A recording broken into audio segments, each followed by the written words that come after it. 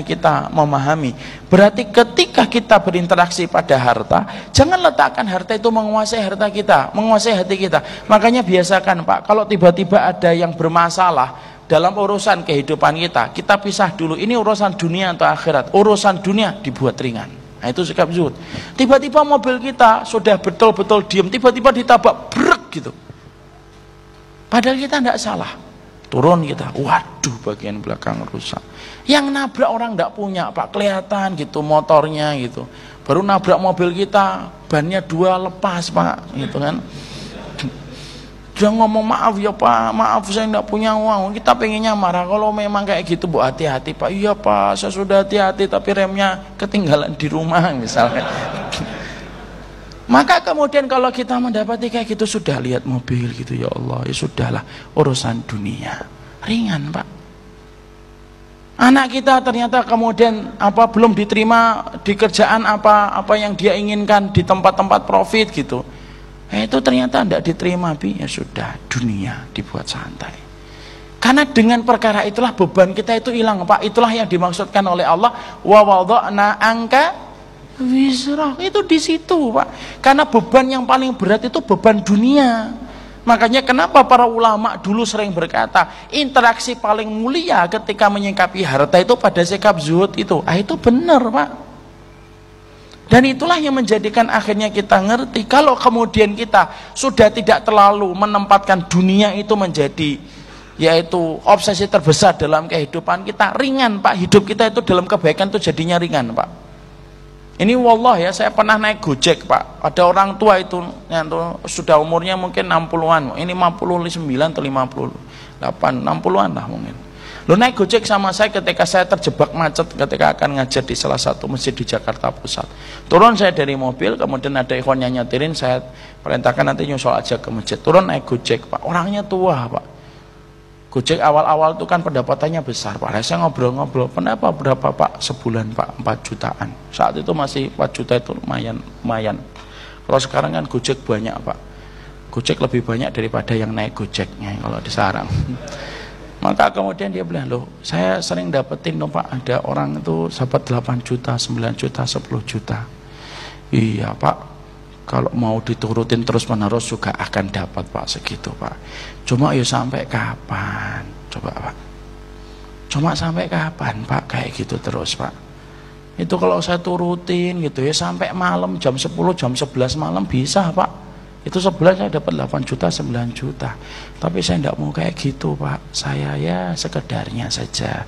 Ada adzan, saya matikan aplikasi saya. Saya duduk, saya sholat, zikir. Ada kajian Pak, ya saya ikutin kajian. Nanti kalau sudah selesai saya hidupkan, baru terima order lagi, insya Allah.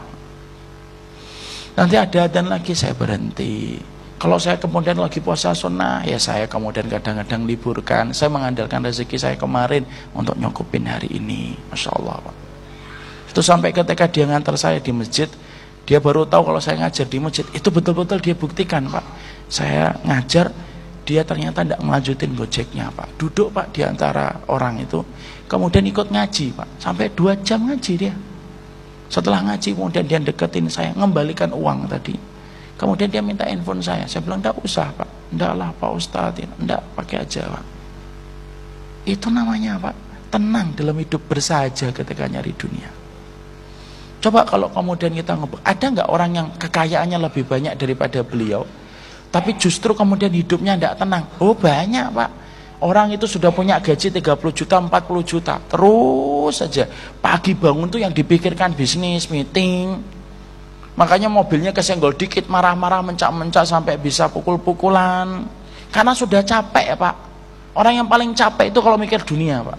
Tapi orang yang paling enggak capek itu kalau mikir akhirat. Makanya akhirnya ketika dia jalan itu, kemudian apa capek gitu, sudah 30 juta, 40 juta, sudah sebanyak itu. Kadang-kadang 10 hari yang terakhir aja itu masih dipakai untuk nyari duit loh Pak. 10 hari yang terakhir di bulan Ramadan. Sudah nyari setahun, Allah minta 10 hari yang terakhir sudah selesai, masuk ke masjid. Lo masih dijadikan 10 hari yang terakhir itu masih dipakai untuk nyari dunia. Lo tidak cukup-cukup itu Pak. Ya enggak? Kemudian rumahnya masih nyicil 15 tahun. Mobilnya masih nyicil 23 tahun. Jadi kalau kemudian buka mata, nutup mata itu kredit aja yang dipikir. Padahal kerjanya sudah 20-30 juta Pak. Kenapa dia dalam hidup keresahan semacam itu? Ya maaf, sebagaimana kata para ulama, orang kalau kemudian yang difikirkan dunia ketika dia bangun dan ketika tidur, kalau ketika baru membuka mata yang kita fikirkan dunia, kekalutan tiada parah, kepayahan tiada kemudian tiada henti, dan kemudian kegilaan tiada pernah kemudian terakhir, tidak pernah berakhir. Kan gitu akhirnya Pak.